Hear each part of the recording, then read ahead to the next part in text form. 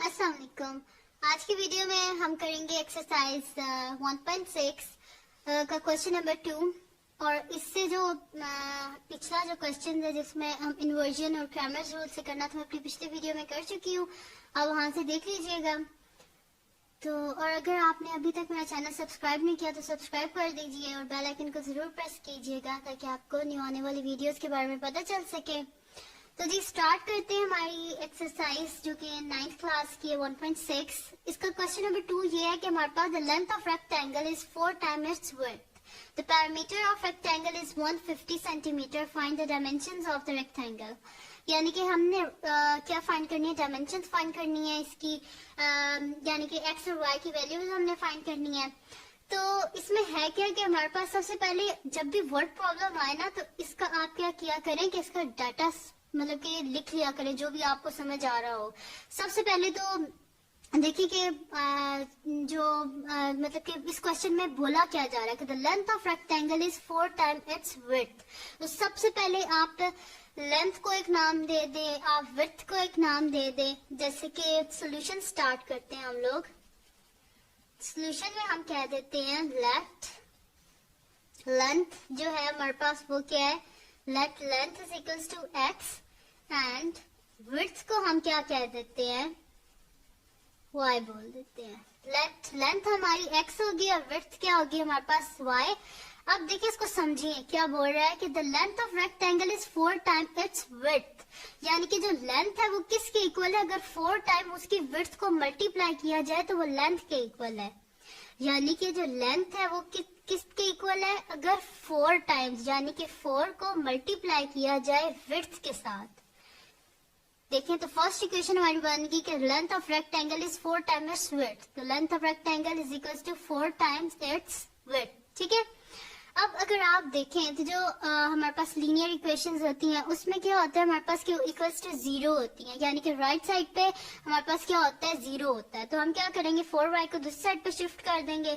तो plus 4y है तो क्या हो जाएगा, x minus 4y is equals to 0। और ये बनेगी हमारी इक्वेशन नंबर 1। देखिए इतना ईजी था। नेक्स्ट क्या हमारे पास, the perimeter of rectangle is 150 centimetre.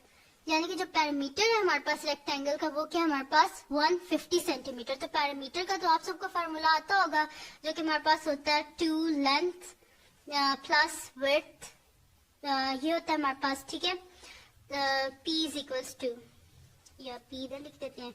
ठीक है जी। तो पैरामीटर किसके इक्वल होता है हमारे पास, p is equals to 2 length plus width होता है। तो ये होता है हमारे पास जी पैरामीटर का फार्मूला। जो पैरामीटर को p से डिनोट करते हैं, जैसे मैंने p लिख दिया। तो जो पैरामीटर का ये हमारे पास फार्मूला होता है, तो ये ही हम इधर फॉलो करेंगे। ठीक है जी। तो क्या है जी, 2 लेंथ प्लस विड्थ।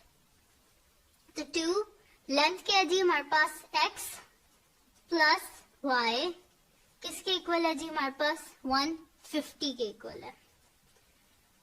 तो अगर आप देखें इसको हम बोथ साइड पे 2 से डिवाइड कर सकते हैं क्योंकि 150 जो है वो भी डिविजिबल है 2 से। तो कोई पॉइंट्स में तो हमारे पास आएगा नहीं, तो हम क्या कर देंगे, डिवाइड बोथ साइड बाय 2। तो हमारे पास क्या हो जाएगा, जब 2 से बोथ साइड को डिवाइड करेंगे तो 2 से कैंसिल आउट हो जाएगा। कर देती हूँ मैं आपको, divided by 2 is equals to 150 divided by 2। 2 से कैंसिल आउट हो गया। तो x plus Y is equals to क्या आ गया हमारे पास 150 डिवाइडेड बाय 2, यानी कि क्या आ गया हमारे पास 75। तो ये होगी हमारे पास इक्वेशन नंबर 2। इसको अगर हम लिखें तो हमारे पास क्या आएगी, फर्स्ट आएगी x minus 4y is equals to 0 and the second one is x plus Y is equals to 75। और अगर हम इसको मैट्रिक्स फॉर्म में अगर मैं आपको लिख के दूं तो ये हमारे पास आएगा 1, क्योंकि इसके साथ कोई कोफिशिएंट नहीं है तो 1 एंड 1 माइनस 4 और 1। ठीक है जी। और साथ में आ जाएंगे variables x y is equals to 0 75। ठीक है जी। ये आ गया हमारे पास, इस तरह मैट्रिक्स फॉर्म में लिखेंगे।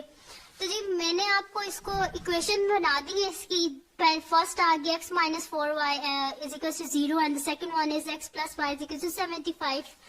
अब अपनी पिछली वीडियोस में बता चुकी हूँ कि क्रैमर्स रूल को किस तरह सॉल्व करते हैं, इन्वर्जन मेथड को किस तरह सॉल्व करते हैं। मैट्रिक्स फॉर्म में भी मैंने आपको लिख दिया है, अब आगे आप इसको खुद कर लीजिएगा। ये जो पिछली वीडियोस है उनको फॉलो करके, उनका जो लिंक है मैं डिस्क्रिप्शन में भी दे दूंगी कि इन्वर्जन मेथड कैसे होता है, क्रैमर्स रूल कैसे होता है। तो अभी मैं जस्ट आपको इस वीडियो में ये बता रही हूँ कि हमने इन इक्वेशंस को बनाना किस तरह है, ठीक है जी। तो इसका हम लोग करते हैं अब जी नेक्स्ट क्वेश्चन, जो कि हमारे पास है कि two sides of rectangle, question number 3 है, two sides of rectangle differ by 3.5 centimetre. यानी कि दो साइड जो रेक्टेंगल की है वो किससे डिफर कर रही है, 3.5 centimetre. Find the dimensions of the rectangle of its parameter is 67 centimetre. ठीक है जी। अब क्या है कि दो साइड्स है रेक्टेंगल की जो कि डिफर कर रही है एक दूसरे से, तो उनका आंसर क्या आ रहा है हमारे पास 3.5। सॉरी, ये दोबारा पढ़ देती हूँ, शायद वो आपको उस वक्त नजर नहीं आया होगा, मैंने देखा नहीं। तो टू साइड्स ऑफ रेक्टेंगल क्या डिफर कर रही है 3.5 से, हमने क्या करना है, find dimensions of rectangle of its parameter, क्या हमारे पास 67 सेंटीमीटर है। ठीक है जी। तो हम क्या कर लेते हैं, इसका सोल्यूशन स्टार्ट करते हैं। ठीक है, एक साइड को हम x बोल देते हैं और एक साइड को हम क्या बोल देते हैं, y बोल देते हैं। ठीक है जी। तो या इसको लेंथ और विड्थ कर लें। ठीक है, तो लेंथ कर लेते हैं हम, length is equals to x and width is equals to क्या है जी हमारे पास y। ठीक है जी, क्योंकि रेक्टेंगल है तो लेंथ और विड्थ ही होती है रेक्टेंगल में। तो ये जो दोनों साइड्स हैं इनको अगर डिफर किया जाए यानी कि x माइनस वाई, तो किसके इक्वल आता है हमारे पास, ये 3.5 के। ठीक है जी। अब पॉइंट्स में मैट्रिक्स को सॉल्व करना आपके लिए मतलब कि आपको कैलकुलेटर यूज करना पड़ेगा, उससे सॉल्व होगा, थोड़ा कॉम्प्लिकेटेड भी बन जाएगा। तो हम एक काम करते हैं, जैसे पॉइंट को रिमूव कर देते हैं, हम क्या कर देते हैं, मल्टीप्लाई 10 को कर देते हैं बोथ साइड्स पे। ठीक है, तो हमारे पास क्या हो जाएगा, 10 into X minus Y is equals to 10 into 3.5। तो क्या हो जाएगा, 10x minus 10y is equals to 3.5 को जब 10 से मल्टीप्लाई करेंगे तो क्या आ जाएगा 35, और इसको बोल देते हैं हम इक्वेशन नंबर 1। तो फर्स्ट इक्वेशन आ गया हमारे पास। सेकंड का इक्वेशन है कि find the dimensions of rectangle if its parameter is 67 centimetres. तो पैरामीटर का मैं पहले भी आपको ऐसे फार्मूला बता चुकी हूँ कि P इज इक्वल्स टू हमारे पास क्या होता है, 2 लेंथ प्लस विड्थ होता है, ये होता है हमारे पास जी फार्मूला।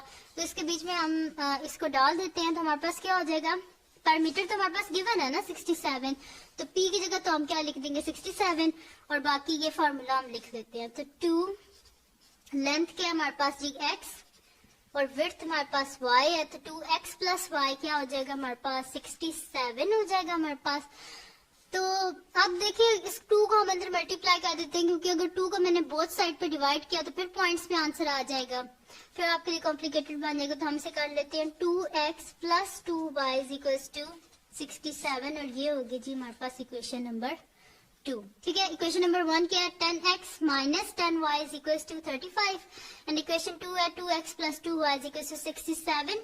तो जी ये थी दोनों इक्वेशन जो हमारे पास आ गई, 10x minus 10y is equals to 35 and 2x plus 2y is equals to 67। और अगर इसे मैट्रिक्स फॉर्म में लिखें तो हमारे पास क्या हो जाएगा जी, 10 2 minus 10 2 and xy is equals to 35 67। ठीक है जी, ये A मैट्रिक्स है, ये X है, और ये हमारे पास B है। ठीक है जी, ये आ गया हमारे पास।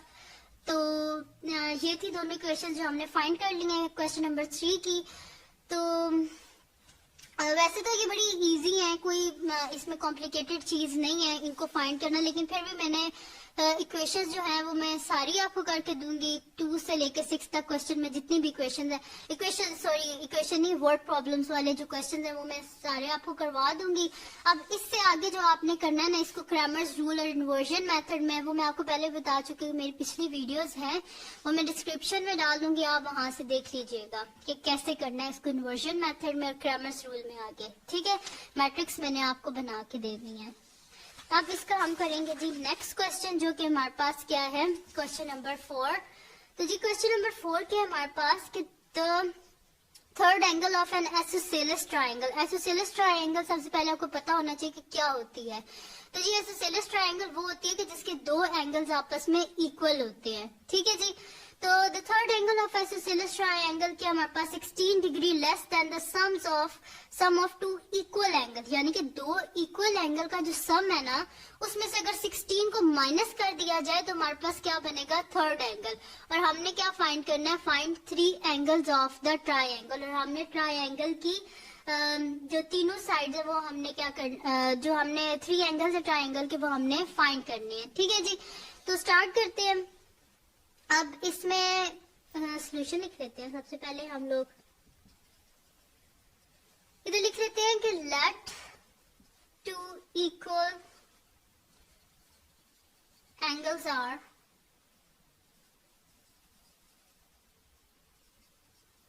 यानी कि एक्स एक्स है ना, वो हमारे पास हमने कर दिया कि 2 इक्वल एंगल जो है उसको हमने एक्स से डिनोट कर दिया है, और जो थर्ड एंगल है उसको हमने किससे डिनोट किया है, third angle is equals to y. जो थर्ड एंगल है उसको हमने क्या बोल दिया है, वाई बोल दिया है, ठीक है जी। तो अब इसको हम इक्वेशन फॉर्म में लिख लेते हैं। तो the sum of 2 equal angles, ठीक है। तो यहाँ पे बल्कि इस तरह लिख सकते हैं कि हम लोग let each angle is x, ठीक है। यहाँ पे 2 लिख दें या 2 की जगह आप लिख दें कि let each angle is x, ठीक है। फिर आपके लिए इस तरह आपको इस तरह लगेगा कि ये मैंने सम करके लिखा है, तो ये सम करके नहीं लिखा, ये लेट ईच एंगल जो है उससे हम कह देते हैं जो इक्वल है ना वो हमारे पास एक्स है। तो इन दोनों जो इक्वल एंगल्स हैं इनका अगर हम सम करें तो हमारे पास क्या हो जाएगा, एक्स प्लस एक्स, ठीक है जी। जो इक्वल एंगल्स हैं उनको हमने ऐड कर दिया, और इसमें देखें क्या लिखा हुआ है, the third angle of an isosceles triangle is 16 less than the sum of 2 equal angles। तो 2 equal angle का जो sum है इसके बीच में से अगर हम 16 को माइनस कर दे 16 डिग्री को, तो हमारे पास क्या आ जाएगा, थर्ड एंगल। तो थर्ड एंगल को हमने क्या बोला है, y, ठीक है जी। तो x प्लस एक्स क्या हो जाएगा हमारे पास, 2x minus 16 is equal to y, ठीक है। तो हमारे पास क्या हो जाएगा, अब क्या करना होता है, जो हमारे पास लीनियर इक्वेशन होते हैं उसमें क्या होता है कि वेरिएबल्स एक साइड पे होते हैं और कांस्टेंट एक साइड पे, तो वैसे ही हम कर लेते हैं। तो 2x ये प्लस y इधर आके क्या हो जाएगा, minus y is equal to ये माइनस 16 है, इधर आके क्या हो जाएगा 16 डिग्री। तो जी फर्स्ट इक्वेशन हमारे पास आ गई है कि 2x minus y is equal to 16 degree. इसको हम बोल देते हैं इक्वेशन नंबर 1। सेकेंड क्या है, अब देखेंगे हमारे पास फर्स्ट आ गया, और सेकंड इक्वेशन हमारे पास किस तरह बनेगी कि जो आपको पता है ना कि जो सम ऑफ एंगल ऑफ ट्रायंगल किसके इक्वल होता है, 180 डिग्री के इक्वल होता है ना। तो ये जो हमारे पास एंगल्स है इन सब एंगल्स को हम क्या कर देते हैं, ऐड अप कर देते हैं। तो 2 इक्वल एंगल्स को पहले हम ऐड करते हैं, तो x प्लस एक्स, और इसके बीच में हम लोग थर्ड एंगल को ऐड कर देते हैं जो कि हमारे पास क्या है, y। ये सब तीनों angle sum of angles of triangles किसके इक्वल होता है, 180 डिग्री के। तो हमारे पास क्या हो जाएगा, x plus x 2x plus Y is equals to क्या हो जाएगा हमारे पास 180 डिग्री, और ये बन जाएगी हमारे पास इक्वेशन नंबर 2, ठीक है। इक्वेशन नंबर 1 भी आ गई, इक्वेशन नंबर 2 भी आ गई है। इसको हम लिख लेते हैं, तो हमारे पास क्या आ जाएगी, फर्स्ट है 2x minus Y is equals to 16 degree, and the second one is 2x plus y is equals to 180 degree. ये आ गई जी हमारे पास दोनों इक्वेशन। अब इसको क्या कर देती हूँ, मैं आपको मैट्रिक्स फॉर्म में लिख देती हूँ, फिर आप इसको इन्वर्जन और क्रैमर्स रूल में कर दीजिएगा। फिर भी अगर आपको यहाँ पे समझ नहीं आई तो आप मुझे कमेंट सेक्शन में बता दीजिएगा, मैं वहाँ पे कर दूंगी। मैं आपको ना नेक्स्ट एक वीडियो बना के जिसमें दोबारा समझा दूंगी कि इन्वर्जन मेथड किस तरह करते हैं और क्रैमर्स रूल। वैसे अगर आप पिछले वीडियोस देखें तो आपको इजीली समझ आ जाएगा। तो क्या हो जाएगा, इनके कोफिशिएंट्स लिख लेते हैं सबसे पहले हम। तो क्या हो जाएगा 2 into 2 एंड माइनस 1 1, और साथ में एक्स वाला matrix is equals to 16 and 180। ये आ गया हमारे पास। अब ये ए मैट्रिक्स है, ये एक्स मैट्रिक्स है, और ये हमारे पास बी मैट्रिक्स है, ठीक है। ए भी आ गया, एक्स भी आ गया, और बी भी आ गया हमारे पास, ठीक है। अब इससे आप इन्वर्जन मेथड भी कर लीजिएगा और क्रैमर्स रूल भी कर लीजिएगा मेरी पिछली वीडियोस को देख के। तो जी ये बड़े ही इजी मेथड है, अगर आप इनको गौर से एक दफा समझ लीजिए तो बड़े ही इजी मेथड है, और जो इक्वेशंस हैं ये भी कोई इतनी मुश्किल नहीं है, मोस्टली स्टूडेंट इनको छोड़ देते हैं क्योंकि जस्ट ये देख के भाई ये स्टेटमेंट्स लिखी हुई हैं इनको करना तो मुश्किल है, लेकिन ऐसी बात नहीं है। जो वर्ड प्रॉब्लम्स होती है इनको समझने की कोशिश किया करें, आपको जो भी समझ आता है साथ साथ इसका डाटा लिखते रहा करें, तो बड़ा इजी होता है जी, इनको सॉल्व करना मुश्किल नहीं होता। तो ये थी जी आज की मेरी वीडियो। तो अगर आपको पसंद आई हो तो इसको लाइक कीजिएगा और मेरे चैनल को सब्सक्राइब कीजिएगा और बेल आइकन को जरूर प्रेस कीजिएगा ताकि आपको न्यू आने वाली वीडियोस के बारे में पता चल सके। और दुआओं में याद रखिएगा। अल्लाह हाफिज।